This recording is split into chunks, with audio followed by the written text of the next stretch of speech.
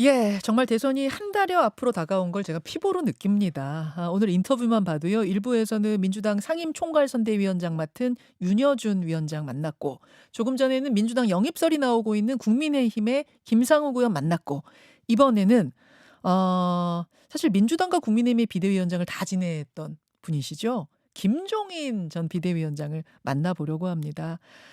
김종인 위원장님 어서 오십시오. 네, 안녕하세요. 지금 민주당은 뭐 이미 후보가 확정이 됐고 국민의힘은 한창 경선이 진행 중인데 내일 모레면 최종 후보가 발표가 됩니다. 제가 이렇게 단도직입적으로 질문 드리면 어떨지 모르겠습니다만 김문수, 한동훈, 김문수 중에 누가 될 것 같습니까? 내가 보기에는 한동훈으로 될 것 같아요. 한동훈 후보로요? 네. 근데 지금 룰을 보면은 당심 반 민심 반이고 특히 당심은 당원 투표이기 때문에 한동훈 아니, 후보가 좀 불리하지 않겠나? 내가 보기에 당심이나 민심이나 거의 똑같다고 생각하는데 지금 국민의힘의 사정을 보면은 국민의힘 네. 의원들이 그냥 뭐 김문수 쪽으로 많이 몰려 있다고 생각하니까 예. 김문수가 유리할 거 보이지만 결국은 민심과 당심이 똑같기 때문에 당심도 역시 계엄을 찬성하는 사람 쪽에 표를 던질 수가 없어요. 그러니까 우리 김연경 앵커도 잘 아시다시피 예. 지난번 소위 당 대표 선거 때를 생각해 보면 거의 비슷한 결과가 나올 거예요. 지난번 전당대회 때 한동훈 후보가 60% 정도대로 대표가 예. 됐거든요. 내가 좀 미리서 그런 얘기를 했는데 이번에 대선 후보 결정도 지난번 당대표 선거나 비슷하게 될 거다. 그러니까 한동훈 후보가 출마를 하게 되면은 지난번에 그 63%를 얻었던 그것이 다시 살아날 수 있다고 내가 이미 얘기를 했어요. 맞아요. 몇 달 전에 나오셨을 때 그 얘기 하긴 끝내 하셨어요. 얘기했잖아요. 예. 근데 그때 조금 반응들이 좀 당황스럽다는 반응이 많았어요. 왜냐하면 한동훈 후보 지지율이 워낙 낮았기 때문에. 아니 그 사람들은 지금 민심을 잘 모르는 사람들이에요. 사실 우리나라 일반 국민들이라는 게 예. 성숙도가 대단한 사람들이고 예. 그리고 굉장히 역동적인 사람들인데 우리나라 국민들이 계엄하에서 살고 싶은 사람이 아무도 없어요. 물론이죠. 그런데 그 계엄을 찬양을 하고 말이지 예. 지난 3년 동안에 소위 윤석열 정부의 패배를 갖다가 옹호하는 세력을 갖다가 지지해 줄 수가 없어요. 근데 탄핵 국면에서 보면은 뭐 저 지지율 그 여론조사 흐름도 그렇고 또 뭐 시위 장면을 보면은 굉장히 좀 박근혜 전 대통령 때와는 다른 느낌이었잖아요. 아니 그러니까 그거는 뭐 일부 세력들이 예. 길에 나와서 그렇게 하니까 그 숫자가 별로 그렇게 대단한 숫자가 아니에요. 대한민국 국민의 아마 3분의 2 이상은 계엄하에서 살고 싶은 사람이 없을 거예요. 그러니까 그들의 목소리가 과대 좀 그거 당연하다. 확대돼서 그런 상징된 거죠. 것일 뿐이다. 예. 그리고 저희 국민의힘의 소위 친윤이라고 하는 예. 의원들이 예. 그냥 쓸데없이 목소리를 높이고 하니까 뭐 그게 대단한 것처럼 느껴졌지만 어허. 결국은 그게 아무 의미가 없다는 게 나타난 거 아니에요. 이번에 경선 과정에서 보면은 예. 가장 극렬하게 소위 계엄을 찬양을 하고 이 탄핵을 반대했던 나경원이가 1차로 떨어지지 않았어요. 예. 그다음에 홍준표 전 대구시장이 결국은 그분도 계엄에 대해서 상당히 찬양하는 얘기를 하고 하던 사람이 두 번째로 떨어졌잖아요. 예. 근데 이번에 이제 지금 마지막 남은 사람이 이제 김문수 지금 후보인데 예. 김문수 후보라는 분은 소위 윤석열 마지막 내각에 소위 강요를 지냈고 예. 그리고 그 사람은 절대적으로 이 계엄에 대한 찬성론자예요. 지난번 국회에서 소위 계엄에 대한 소위 사죄를 한다고 하는 국무위원들 할 적에 유일하게 앉아서 혼자만 계엄을 지지했던 그런 사람이에요. 근데 계엄을 지지했던 사람을 갖다가 당심이고 민심이고 그 사람을 후보로 내세워 가지고서 대선에 희망이 있다고 생각하는 분이 아무도 없어요. 그러니까 내가 보기에는 한동훈 후보가 예. 최종 소위 후보가 될 거라고 하는 것은 거의 확실하다고 난 봐요. 와, 이렇게 위원장님이 확실하다라고까지 말씀하시는 경우가 많지 않은데 좀 확실하다는 말씀을 하셨어요. 그러면 자 그렇게 됐을 경우 위원장님의 전망대로 됐을 경우 그걸로 끝이 아니라 한덕수 대행이 기다리고 있습니다. 오늘 아마 나는 근데 한덕수 대행도 똑같은 사람 아니에요. 내가 솔직하게 나 뭐 한덕수 지금 총리한테 좀 미안한 얘기지만 네. 그 사람은 지난번 소위 윤석열 정부 3년 동안에 실정에 대한 책임을 져야 할 막중한 그런 인물이라고. 게다가 지난번 계엄 사태로부터 절대로 자유스러울 수가 없는 사람이에요. 그 사람이 무슨 명분, 그다음에 일반한 정치의 상식으로 봤을 적에 후보로 지금 거론된다는 자체가 나는 굉장히 이 비정상이라고 생각해요. 근데 아마 한덕수 대행이 이 말씀을 들으면은 이렇게 답할 것 같아요. 아니, 나는 그 계엄을 꾸미고 있는 것도 몰랐고, 그날 회의에서 막 반대를 했는데 그게 잘 안 됐다. 이렇게 아니, 얘기하시고. 그거는 변명이지.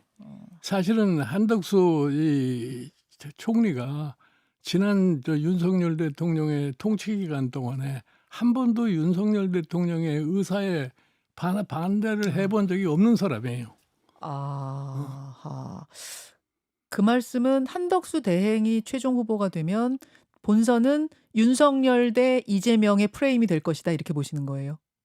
윤석열 대 이재명? 그러니까 윤석열 전 아니, 대통령의 그러니까. 대리인처럼 될 아니 그러니까 한덕수 지금 총리가 후보가 된다는 건 윤석열 대통령 정부의 연장선상이라는 인상을 줄 거 아니에요. 그 사람이 어떻게 이재명에 대해서 선거로 이길 수 있겠어요? 이제 어떤 말씀이신지는 알겠는데, 근데 현실적으로 한덕수 대행하고 국민의힘 후보들 이렇게 지지율 조사를 해본 걸 보면 한덕수 대행이 또 상당히 높이 나오는 게 있어서. 내가 보기에는 뭐 여론조사 그런 생각을 해요. 지금 나는 네. 이제 국민의힘의 지도부라는 사람들이 예. 굉장히 나는 한심한 사람이라고 생각하는데 정당이라는 거 뭐 때문에 하는 거예요? 정당에서 이 대통령 후보 경선을 갖다가 하는 과정 속에서 무슨 한덕수와 단일화를 갖다가 뭐 예. 외부에다가 부탁을 하고 하는 이것이 지금 국민의힘의 소위 지도부의 지금 상황이라고 해요. 그런 정당이 과연 정상적으로 선거를 할 수 있다고 생각하세요? 그 지도부는 왜 그럼 단일화를 이렇게 서두른다고 생각하세요? 이 선거에 대한 자신이 없는 거예요, 지금. 자신이 없어서. 예. 나는 내가 저 국민의힘을 겪어봐서 알지만 예. 지난 2021년 서울시장 보궐선거 때도 국민의힘의 소위 중진이라는 사람들은 거의 다 내부에서는 안 되고 외부 사람의 지지를 갖다 선언했던 사람들 아니에요. 맞습니다. 예. 그때도 이제 외부에 있는 그런 안철수 후보를 사람들이죠. 모셔오자 그랬었었죠. 그러니까 이번 판을 읽으시기에는 단일화 외부 용병 데려와서 단일화하고 이걸로 가면은 100점 100패라고 보세요? 난 그렇게 봐요. 그러니까 심지어 지금 이낙연이 같은 사람은 자기도 들어갈 테니까 당명까지 바꾸라고 하는 이런 헛소리를 하는 거 아니에요. 헛소리입니까? 나는 그 정치인으로서 상식이하의 소리라고 생각을 해요. 왜 그렇게 보시죠? 아니 단일화를 하려면 상대방 후보고 무슨 정책상에 무슨 의견이 있을 때 그거를 조율하는 것이지 예. 무슨 당명을 바꾸라고 하는 그런 몰상식한 얘기를 하는 사람은 나는 처음 봤어. 지금 빅텐트의 조건으로 당명 교체를 아니 제안하고 그러니까 나왔거든요. 그 사람이 빅텐트면 얼마만큼의 기여를 할 수 있다고 생각하는 거예요. 얼마만큼 표를 가지고 올 수 있길래 그런 걸 요구하느냐? 그런 것도 아무것도 없는 사람이 지금 그냥 빅텐트 하니까 뭐 내 요구 사항을 한번 다 뭐 얘기해 보겠다고 해서 그런 얘기 하는 거 아니에요. 그러면은 우리 김종인 위원장님이 보시기에는 한덕수 대행과의 단일화가 되긴 될 것 같은데 나는 내가 보기에는 한덕수 총리하고 단일화라고 하는 말 자체를 나는 할 필요가 없다고 생각을 해. 일단 하지 말아야 된다고 보시는 거고. 나는 그렇게 생각을 해요. 아예 단일화 작업도 하지 말라는 말씀이고. 그렇게 단일화를 안 하면은 한덕수 총리는 스스로가 물러날 수밖에 없어요. 그러면 한동훈 후보가 최종 후보가 되면은 단일화 작업 안 할 수도 있다고 보세요? 그거는 이제 두고 봐야 알 일이죠. 두고 봐야. 사실은 후보 단일화라는 것은 후보가 된 사람들끼리 알아서 하는 것이지 무슨 당에서 이렇고 저렇고 할 그런 상황이 아니에요. 예를 들어서 한동훈 후보가 지금 후보로 확정이 되면은 당에 대한 모든 권한은 후보한테 넘어가게 돼 있어요. 당무 우선권을 쥐죠. 네. 그런데 지금 무슨 당 지도부가 말이야. 자기네들이 무슨 후보도 확정되기 전에 무슨 이렇게 저렇게 얘기한다는 거는 그건 근본적으로 뭘 잘못 생각하고 있는 사람들이에요. 예. 한동훈 후보가 될 거다. 돼야 한다. 지금 그렇게 말씀하셨는데 그런데 저쪽 민주당에서 지금 기다리고 있는 후보 이재명 후보는 지지율이 상당히 압도적입니다. 맞아요. 그거 맞아요. 예, 당 경선도 뭐 압도적인 기록적인 퍼센트로 득표로 됐고요. 한동훈 후보는 정치 경험이 풍부하지 않고 또 검사 출신이라는 점 그리고 어떤 뭐 직전까지 강요였던 건 아니지만 어쨌든 이 정부에서 장관을 했다는 점 이런 걸 등등등을 하면은 이재명 후보 쪽에서 공격할 포인트들이 상당히 있는 건 아닐까요? 아니 사실은 이재명 후보 쪽에서 네. 제일 공격하기 어려운 사람이 한동훈 후보예요. 지금 있는 네, 후보들 중에. 왜냐면은 국민의힘 후보에서는 이번 소위 조기 대선과 관련해서 명분 있는 후보가 지금 한동훈 하나밖에 없어요. 왜 그런 말씀을 드리냐면은 예. 한동훈 후보야말로 대표 시절에 예. 이 12월 3일 계엄 직후에 계엄에 대한 반대 의사를 갖다가 분명하게 얘기한 사람이에요. 예. 나는 그거 보통 소위 정치인의 용기를 가지고는 할 수 없는 행위를 했다고 봐요. 그러니까 이번 조기 선거라는 것이 계엄과 관련돼 가지고서 하는 선거이기 때문에 가장 명분 있는 후보가 한동훈 후보라고는 생각해요. 그러니까 사실은 이 국민의힘이 정치라는 것이 명분이 없으면 할 수가 없는 거예요. 정치는. 그러니까 국민의힘 자체가 네. 그 명분 있는 후보를 내세우고 당을 정비를 하고 그렇게 해야지 어려운 이 선거를 갖다가 그나마 이겨낼 수가 있는 거지. 그나마. 그렇지 않고서는 선거를 호남만 하라고는 생각을 해요. 그나마 명분. 정치는 명분인데 명분 있는 후보는 지금 한동훈 후보밖에 나는 없다. 그렇다고 생각을 해요. 예, 그래야 그나마 지금 압도적인 지지율을 네. 가지고 있는 이재명 후보하고 경쟁해 볼 수 있다. 네. 그런 말씀이세요. 김종인 위원장님의 지론은 제가 잘 알고 있습니다. 여러 번 들어서 항상 그러셨어요. 보수와 진보는 두 개의 날개로 날아야 하고 좌우로 날아야 하고 두 바퀴로 달려야 하고 그래서 나는 민주당이 좀 약할 때는 민주당에 가서 도왔고 또 국민의힘의 전신 당들이 약할 때 그쪽에 가서 도왔고 내 지론은 그렇다라고 하셨었습니다. 그러면 혹시 뭐 어떻게 될지 모르겠습니다만 한동훈 후보가 국민의힘의 최종 후보가 되고 단일화를 하든 안 하든 최종 후보로 결정이 되면 도우실 생각도 있으십니까? 아니 나는 솔직하게 얘기해서 내가 과거에 여러 차례 선거에서 뭐 도움도 많이 주고 해봤지만 예. 결과를 놓고 봤을 적에 항상 실망만 내가 느꼈던 사람이에요. 늘 그 말씀하셨죠. 예. 예. 그래서 내가 사실은 지금 뭐 또다시 선거에 직접적으로 개입해 가지고서 내가 무슨 선거를 이끌어갈 그런 생각이 지금 없어요. 예. 그렇기 때문에 내가 현재 한동훈 후보가 명분상으로 이 국민의힘의 후보가 돼야 된다고 얘기를 하는 거지. 그 자체가 내가 무슨 국민의힘에 가서 대선에 무슨 도움을 준다고 전제로 하는 건 절대로 아니에요. 예. 그건 뭐 지금은 그러한데 만약 한동훈 후보가 찾아와서 아주 애절하게 조언을 좀 주십시오라고 아니 한다면 그건 내가 한동훈 후보로 확정이 된 이후에 네. 전반적인 정치 상황에 대한 판단을 나름대로 해보고 예. 그때 가서는 뭐 내가 생각해볼 일이라고 보는 거야. 그렇게 보세요. 그렇게 보세요. 아주 뭐 가능성을 닫아두신 것 같지는 않습니다. 그렇다면은 지금 이 후보들에게 건네는 뭐 조언이랄까요? 일단 한동훈 후보가 국민의힘 후보가 될 것 같다고 하셨으니까 한동훈 후보부터 좀 얘기를 해보죠. 한동훈 후보한테 뭔가 조언을 주신다면 무슨 조언을 주시겠습니까? 나는 사실은 대한민국 국민들이 현재 갈망하는 바가 뭔가 하는 것을 갖다가 명확하게 인식을 해야 돼요. 국민의 갈망? 예. 지금 대한민국이라는 나라는 정치, 경제, 사회 모든 데 불평등이 아주 지배하고 있고 예. 뭐 조금 전에 잠깐 얘기했지만 대한민국의 소위 현실에 대한 너무나 많은 실망감 때문에 자살하는 사람 많이 생기고 맞습니다. 노인의 빈곤율은 세상에서 제일 높다고 생각을 하고 예. 그리고 최근에 와서 자영업자들이 전부 폐업하는 숫자는 너무 많고 예. 일반 서민의 생활이 굉장히 각박해졌어요. 이거를 어떻게 자기가 대통령이 되면 풀어야 나갈 것이라고는 청사진을 명확하게 제시를 하지 않으면은 이번 선거에서 무슨 크게 득을 보기가 힘들 거라고. 국민들이 갈망하는 그 지점에 네. 대한 비전이 나와야 한다. 예. 그 말씀. 내가 늘 얘기를 하지만 네. 사실은 정치를 하는 사람이 선거를 임해서 가장 중요하게 생각하는 게 뭐냐면 사실 정치 사회 구조의 변화가 네. 일반 국민의 삶에 어떠한 영향을 미치고 있는가를 갖다 명확하게 인식하지 않으면은 네. 절대로 선거를 이길 수가 없어요. 사실은 그렇죠.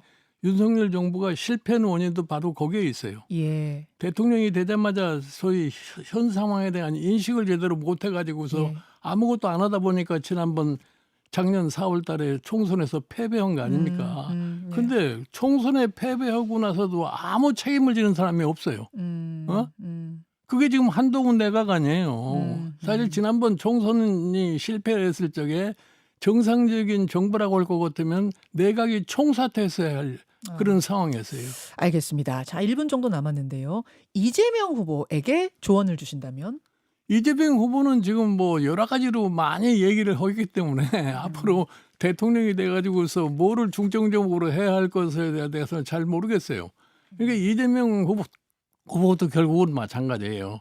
그 사람 얘기가 무슨 뭐 이념에 관계없이 먹고 사는 문제가 가장 중요하다고 생각하는데 예. 그 점은 잘 지적을 한 거예요. 먹산이죠. 예. 그런데 먹고 사는 문제를 해결하기 위해서 뭐를 어떻게 해야 되겠다고 하는 방법은 지금 나오질 않아요. 아, 좀 구체적인 것들이 예, 필요하다는 예. 말씀. 예, 이렇게 조언을 해주셨는데요. 일단 여기까지 좀 듣고 오늘 유튜브 댓글쇼로 조금만 더 예, 예. 말씀을 듣고 싶습니다. 김종인 전 비대위원장 만났습니다. 고맙습니다. 네. 김종인 위원장님 뭐 제가 인터뷰 여러 번 했습니다마는 어떤 날은 질문을 드려도 답이 시원시원하게 안 나올 때도 있거든요.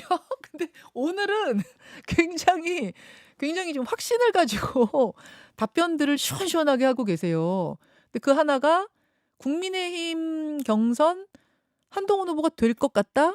또 돼야만 그나마 본선에서 뭔가 명분을 가지고 싸워볼 수 있다. 요 얘기를 해주셨고 거기까지 들었고 한덕수 대행에 대해서는 지금 좀 나올 명분이 없고 내란 그러니까 계엄 때의 이 총리였다라는 게 굉장히 큰 공격 포인트가 될 거다 그 말씀 해주셨어요.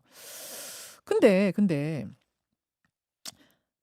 이런 생각이 드네요.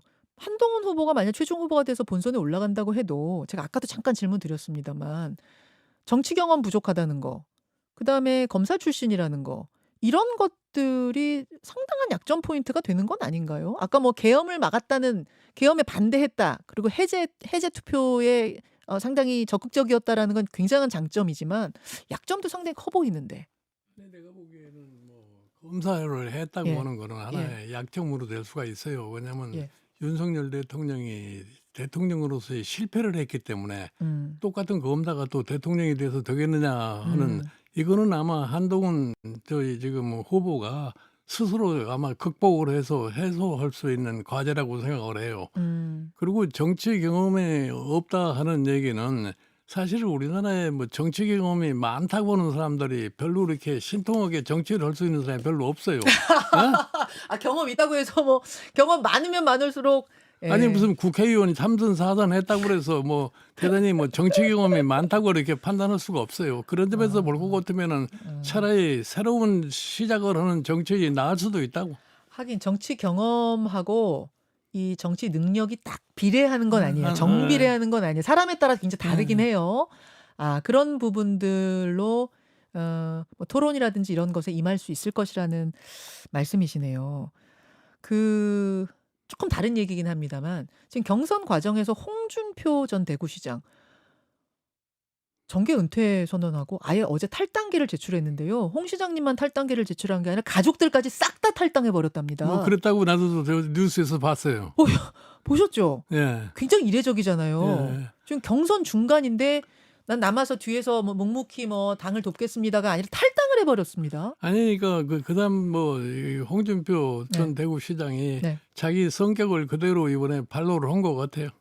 그게 무슨 말씀이세요? 예. 자기 성격. 그러니까 뭐 어차피 예. 지금 이번에 경선에서 참 비참하게 지금 탈락을 했기 때문에 더 이상 정치에 대한 미련을 가져야 할 이유가 없다고 생각하는 거예요. 그 양반이 지금 나이가 벌써 70이 넘었는데 예. 지금 다음은 미래를 갖다 기약할 수가 없잖아요. 어허. 그러니까 깨끗하게 청산한다는 이런 점에서 당도 탈당하고 가족도 전부 다 당에서 떠난 것 같아요. 진짜 자연인으로 살겠다. 네. 근데 그게 다 대선 본선까지 끝난 후가 될 줄 알았는데 경선 중간에 이랬다는 건 당에 대해 뭔가를 얘기하고 싶었던 게 아닐까 다들 해석을 해요. 예를 들어 홍준표 후보 캠프에 왔던 의원들이 돕겠다고 왔던 의원들이 자꾸만 한덕수 대행과의 단일화를 주문했다고 해요. 여기에 대해 굉장히 언짢아했다고 하고 그다음에 홍 후보가 떨어지자마자 탈락하자마자 빛의 속도로 김문수 후보 캠프로 옮겨가더라. 이런 거에 대해 환멸을 느꼈다. 아니 그러니까 국민의힘의 의원들의 수준이라는 것이 그 정도밖에 되질 않아요.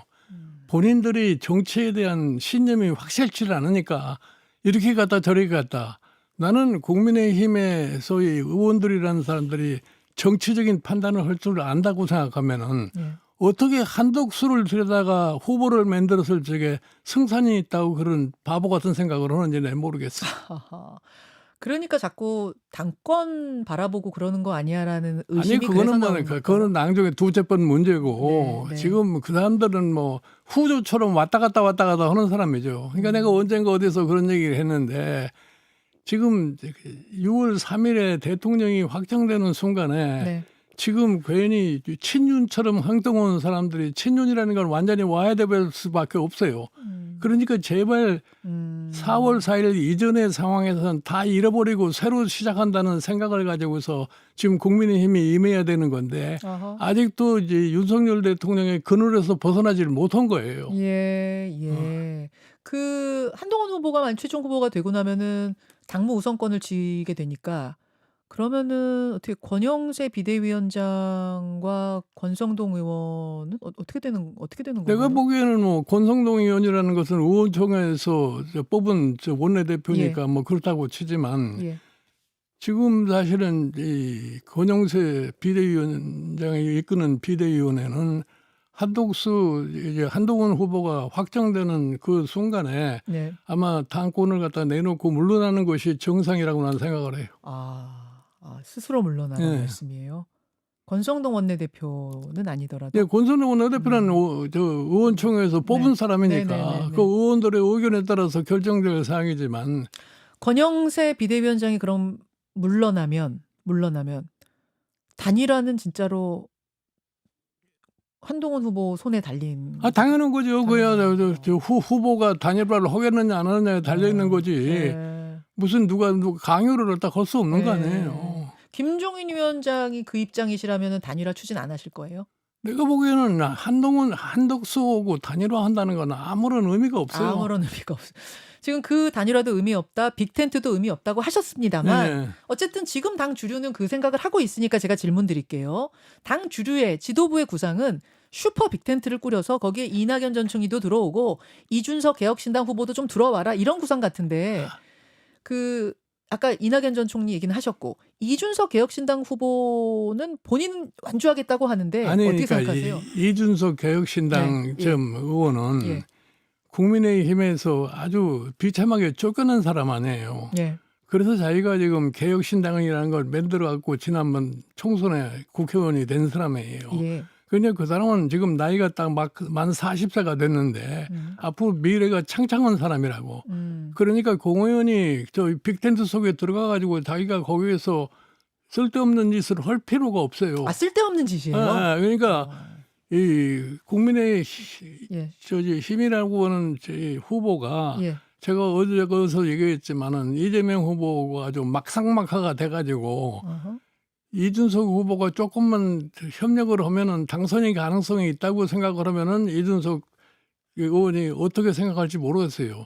그러나 그렇지 않다고 생각하면은 이준석 후보는 완주하는 것이 자기 미래의 정치적인 기반을 닦기 위해서 난 현명하다고 생각해요. 그래서 이준석 의원하고의 빅텐트는 굉장히 어려운 거고 그다음에 뭐 이낙연이 뭐 이런 사람들하고는 빅텐트 해봐야 아무 의미가 없어요. 이제 그분들은 워낙 지지율이 좀 낮다고 말씀하시는 내가 거고. 이제 지난번에 이준석 의원하고 이낙연 전 총리하고 합당했을 때도 내가 그렇게 하면 안 된다고 내가 그렇게 그때 얘기를 말리셨어요. 했었는데 예, 예. 똑같은 현상이는 거죠. 똑같은 뭐. 거라고 보시는군요. 지금 솔직히 해서 이낙연 전 총리 같은 경우에는 광주에서 출마해가지고서 15%도 못 얻은 그러한 사람인데 그 자기가 지금 과거에 총리를 했기 때문에 그 총리라는 직함을 가지고 지금도 정치적으로 이런 얘기 저런 얘기 하는 건데 그 사람이 정치적으로 지금 한국 사회에서 별로 의미가 없는 사람이라고. 그렇게 판단을 네. 끝내셨군요. 알겠습니다. 지금 뭐 두루두루 이야기를 했고 오늘 사실 민주당 이야기는 앞서 윤여준 상임총괄 선대위원장하고 이야기를 많이 해서 김종인 위원장께는 뭐 민주당 질문은 많이 드리지 않았습니다만 일단 지금 그 선대위 꾸리는 모습 같은 건 어떻게 보고 계시는가는 질문 드려볼까요? 선대위는 굉장히 종합적으로 화려하게 만들었어요. 예, 그런데 사실은 대통령 선거에서 선대위를 어떻게 뭐 요란하고 거창하게 꾸민다고 그래서 그 자체가 표하는 별개의 문제라고 나는 생각을 해요. 그래도 말하자면 윤여준 전 장관님도 모셔가고 보수 측 인사인 또 뭐 정은경 전 질병청장 이분도 스타시잖아요. 이런 분들 모셔가고 정치권에 그러니까 사실은 이런 거는 좀 이재명 지금 후보의 경우에는 거의 지지자가 확정이 돼 있는 상황이라고 봐요.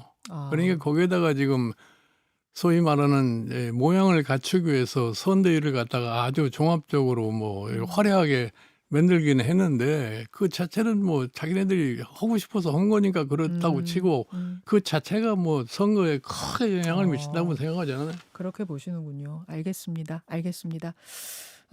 여기까지 오늘 좀 말씀을 듣고 또 이 선거 한 33일 남았거든요. 중간에 한 번 더 좀 모셔서 판에 대한 그럽시다. 이야기 전망 듣도록 하겠습니다. 김종인 위원장님과 함께 저는 물러가고요. 여러분 경제 댓글쇼 오늘 있는 날이거든요. 경제 댓글쇼 방 열리면 얼른 들어와서 경제 얘기 오늘 할 거 많습니다. 함께 해주셨으면 좋겠습니다. 화면 좀 나눠주세요. 네. 위원장님 오랜만에 한번 손 흔드는 거 그거 한번 좀 해주시겠어요? 네. 여러분 고맙습니다. 위원장님 고맙습니다. 손 한번 흔들어 주세요. 고맙습니다. 김현정의 뉴스쇼는 시청자 여러분의 참여를 기다립니다. 구독과 좋아요, 댓글 잊지 않으셨죠? 알림 설정을 해두시면 평일 아침 7시 10분 실시간 라이브도 참여하실 수 있습니다.